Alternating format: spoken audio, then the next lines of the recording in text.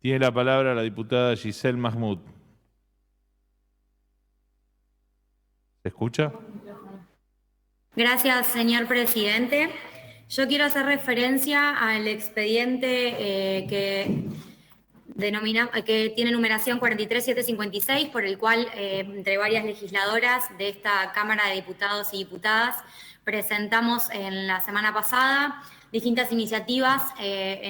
referidas a las actuaciones y a los dichos del juez Mingarini en la ciudad de Santa Fe. En particular, este expediente que estamos tratando es un proyecto de repudio a sus declaraciones, a esa actuación del juez Mingarini en una causa donde él decide recientemente dejar en libertad a un imputado acusado de abusar sexualmente a una mujer bajo el argumento de que usó preservativo y por eso pondría en duda si verdaderamente fue una violación. Una expresión de este juez que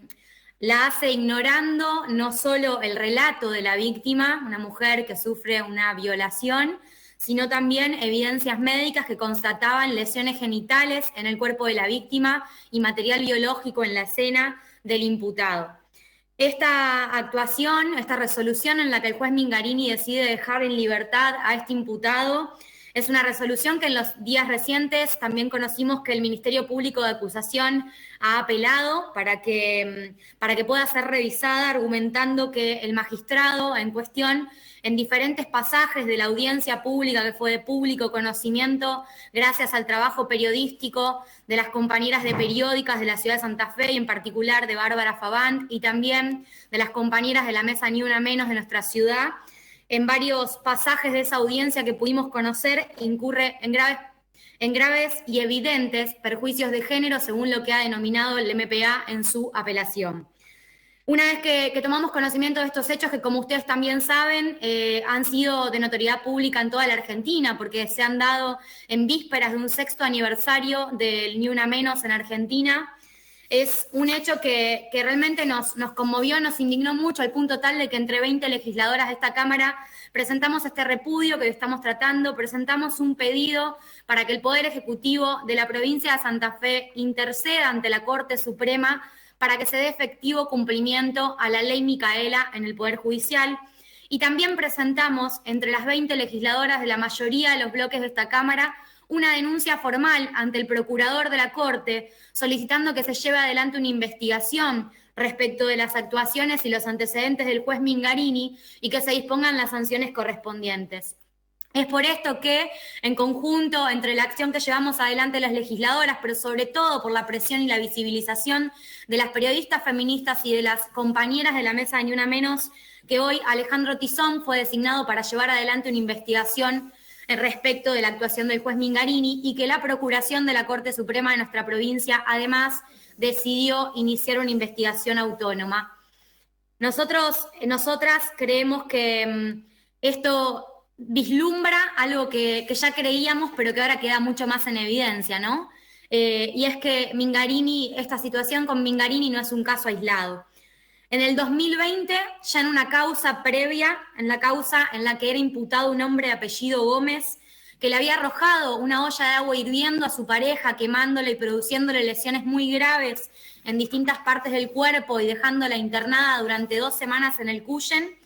en el marco de una relación que venía de 20 años de violencia de género, Mingarini también dejó en libertad, generando la misma resolución que se dio en este caso al imputado, alegando que más allá, y cito textual, más allá de la connotación moral, si se quiere, tiene que ver con cuestiones que tienen que ser dirimidas en otro ámbito, en otro fuero, en familia. Esto era lo que decía Mingarini en el año 2020 en esta causa, tildando de meras cuestiones morales lo que claramente en esa audiencia se discutía, que era una situación de violencia de género de más de 20 años, que la colocaba esta mujer en graves lesiones sufridas durante muchos y muchos años de su vida. Y estas expresiones eran otra vez minimizar una problemática muy seria que sufrimos en la sociedad argentina, una sociedad en la que cada 29 horas vemos a una mujer morir en manos de un femicida, y el 30% de esos casos eran muertes evitables por el Estado si hubiera actuado rápido para protegerla y para sancionar a los agresores, porque era en el 30% de los casos situaciones que ya habían sido denunciadas previamente por la víctima. La segunda muestra de una conducta reiterada de este tipo de Mingarini es una sentencia del año 2019, la sentencia de un caso muy famoso, muy emblemático, que tomó mucha notoriedad, que fue la del boxeador Carlos Valdomir, acusado de violar a su hija. En esa causa judicial en 2019, Mingarini fue el juez del tribunal y actuó en disidencia con el resto de sus pares pidiendo que se le otorgue una condena inferior a la que pedían el resto de los magistrados. Y para hacerlo, porque el problema no es que pida una condena inferior, está perfectamente en las potestades de hacerlo, para hacerlo se fundó en el hecho de que la víctima no había sido golpeada por el imputado y que luego había tenido novio. Por ende, eso era un símbolo para él de que había superado estos hechos traumáticos referidos a la violación en cuestión. Estos antecedentes que cito de Mingarini, que se suman a esta causa actual y estas expresiones que conocimos, son antecedentes que parecen estar hablando más de un patrón de conductas reiteradas, exactamente reiteradas como lo menciona nuestra ley de enjuiciamiento como causal para la remoción de los jueces, más que una actitud aislada.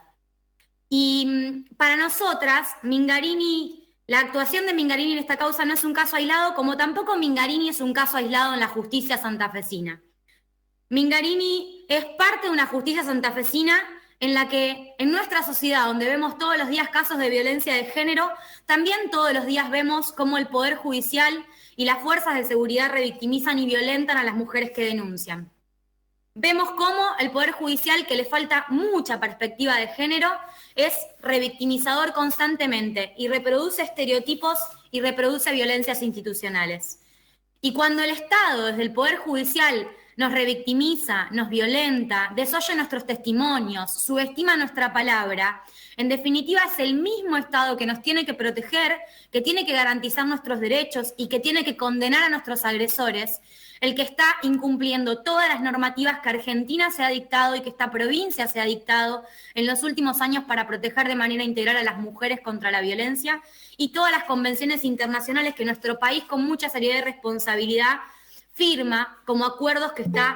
de alguna manera dispuesto a cumplir. Es por todas estas cosas que sostenemos con mucha firmeza desde el bloque socialista con mis compañeras legisladoras de esta Cámara desde hace mucho tiempo la necesidad de que nuestra justicia sea una justicia que incorpore la perspectiva de género. Y en ese sentido venimos presentando desde que asumimos muchas iniciativas. Ya lo había hecho también nuestro gobernador en el 2019, Miguel Lifchitz, a quien estamos recordando después de un mes de su partida, cuando en el 2019 mandaba un mensaje para que todos los poderes del Estado santafesino se capaciten por la ley Micaela con la adhesión de Santa Fe a esa ley. Pero también lo hacíamos nosotras en todos estos meses cuando presentábamos proyectos de ley de asistencia integral a las víctimas de violencia de género, para que los tribunales que seleccionan magistrados en el Consejo de la Magistratura tengan paridad, para que tener perspectiva de género sea un requisito para poder seleccionar a magistrados y funcionarios del Poder Judicial, para que tengamos espacios multipuertas, muchísimas iniciativas que venimos trabajando porque estamos convencidas, como lo dice hoy todo el movimiento de mujeres en Argentina, de que necesitamos una reforma judicial urgente y con perspectiva de género. Y eso implica que pensemos seriamente cómo vamos a capacitar a nuestros funcionarios del Poder Judicial, pero que también repensemos las normas procesales, que también repensemos cuánto revictimizamos en los procesos, que también pensemos cómo se aplica la perspectiva de género en la infraestructura, en los sistemas informáticos, en los presupuestos, en las políticas públicas que tenemos que llevar adelante desde cada poder del Estado para que nosotras podamos tener realmente acceso a la justicia. Es desde ese convencimiento que en conjunto con todas nuestras legisladoras y compañeras de esta Cámara presentamos estos proyectos y estamos instando al Poder Judicial a que lleve adelante esa investigación, a que verdaderamente determine si estas conductas son reiteradas, si son causal de remoción y de jury de enjuiciamiento para el juez Mingarini, porque estamos seguras de que solo con jueces que conozcan y apliquen el derecho vigente y que protejan a las víctimas, vamos a poder tener efectivamente una sociedad más justa y un poder judicial que pueda decirse a sí mismo que lo que está haciendo es justicia. Muchas gracias, señor presidente.